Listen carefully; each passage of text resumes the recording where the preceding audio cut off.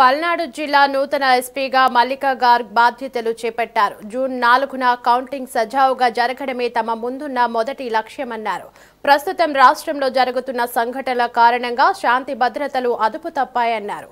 రాజకీయ నాయకులు law and ఆర్డర్ని అతిక్రమిస్తే కఠిన చర్యలు తీసుకుంటామన్నారు. పోలీస్ డిపార్ట్మెంట్లో తప్పుడు చర్యలకు పాల్పడితే కఠిన చర్యలు తప్పవని హెచ్చరించారు. వైలెన్స్ దానివల్ల కొంచెం డిస్టర్బ్ పరిస్థితి ఉంది, పర్టికులర్లీ పల్నాడు జిల్లాలో. సో నా ఫస్ట్ ప్రయారిటీ ఉంటుంది to restore the law and order situation to normalcy. So మన దగ్గర చాలా ఇన్సిడెంట్స్ జరిగినాయి.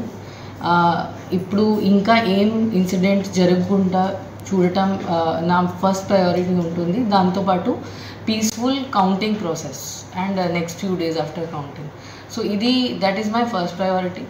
Secondly, so many cases have been registered. చాలా కేసెస్ నమోదు చేయడం జరిగింది. దాంట్లో చాలామంది అక్యూజ్ కూడా ఐడెంటిఫై చేయడం జరిగింది. సో వాళ్ళు నెక్స్ట్ ఫ్యూ డేస్లో వాళ్ళని అరెస్ట్ చేసి వాళ్ళకి లోపల పంపించడం, that will be the important step to control the law and order situation.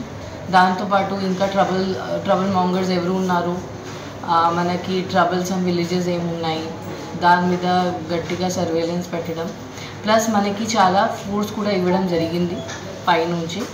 And section 144 కూడా అమల్లో ఉంది. సో అది గట్టిగా ఎన్ఫోర్స్ చేయడం, so that no untoward incidents take place. So that is my main priority.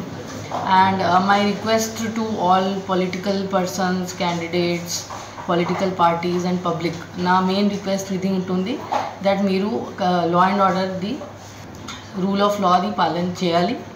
Otherwise action చేయడం జరుగుతుంది. We will not spare.